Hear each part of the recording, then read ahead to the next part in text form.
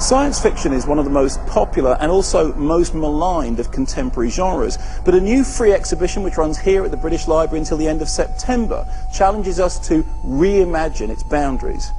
Subtitled Science Fiction but Not As You Know It, the exhibition presents a series of worlds, alternative worlds, parallel worlds, future worlds, even the end of the world, drawing back through their literary history and asking the big question, what is science fiction? The collection has been assembled with painstaking care and gives an overview of the genre by presenting a mixture of beautifully preserved illustrations and early film clips. But primarily it throws together an amazing combination of rare and contemporary literature that contains some real surprises.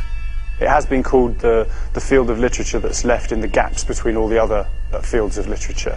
But in this exhibition, one of the things they're doing is taking a very wide, sort of ecumenical notion of what SF is.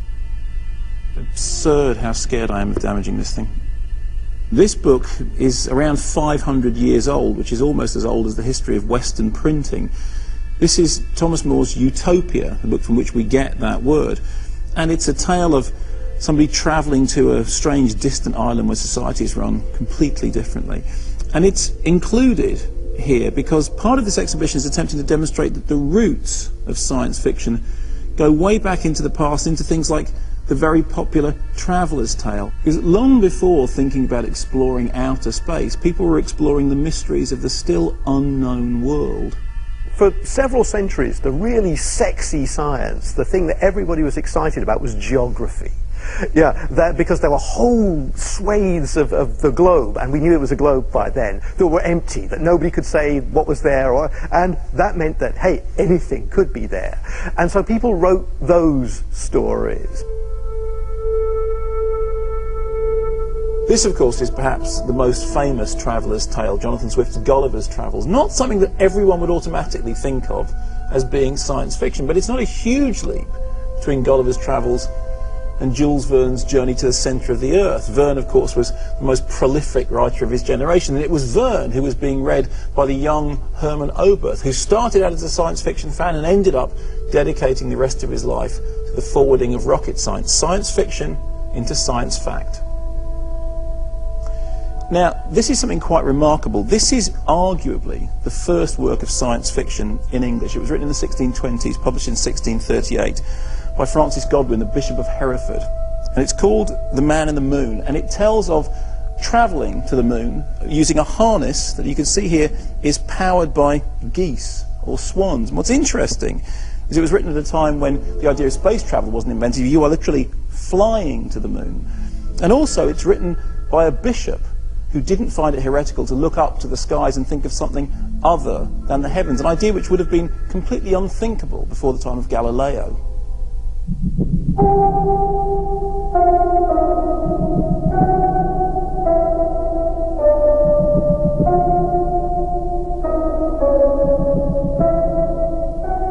Now here's something you might not expect to see in a science fiction exhibition. This is an advert from the 1890s for Bovril. If you ever wondered where Bovril got its name from, actually it comes from a science fiction novel, The Coming Race, the original manuscript of which is right here next to it. And in this novel, the Vrillards get their extraordinary energy from a strange substance called vril.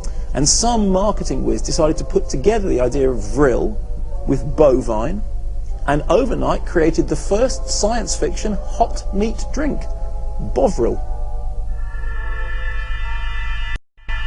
Of course, the figure who looms large over this entire exhibition is H.G. Wells. Here we have a copy of War of the Worlds, which brilliantly demonstrates what science fiction can do at its best when it's metaphorical, political, satirical.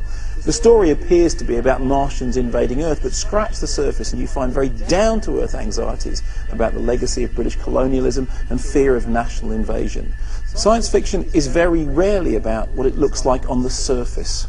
All fiction worth its salt is about the real world around it. I do worry sometimes that we have a slightly narrow notion of what the way to write political fiction is to do a fairly overt satire or kind of parody or something. And I think science fiction and the fantastic in general can also be political in a more mediated, in a more subtle way. And if you look at some of the modern science fiction that they have in the cabinets over here, it's wrestling with questions of neoliberalism and the state and state incursion. That, in a way, is the big question, is the relationship between the individual and society, rather than some abstract notion of what is a human. One of the things that Kurt Vonnegut, who's one of my favourite writers, said was that science fiction was a genre that had the best ideas of any genre and often the worst writing of any genre. Actually, when you look at the wealth of writing around here, that seems not to be the case. I think it's one of the cliches of science fiction, which is often that, even those of us who love it would acknowledge that not all of it is the finest prose. In America, where science fiction as a term was coined by a man called Hugo Z. Gernsback, who published science fiction magazines, it became a form of pulp. It became like westerns or hardboiled detective stories. It was thought of as childish, simple-minded. It's certainly true that the pulp tradition is very strong in SF, and that kind of prose is not for everyone, shall we say. But there have always been writers of absolutely the finest prose ability within SF, and you will find many of those here. You know that there's an ongoing debate about whether or not science fiction is taken seriously or sneered at. Does it matter whether or not science fiction is looked down upon from some areas? I think it does matter.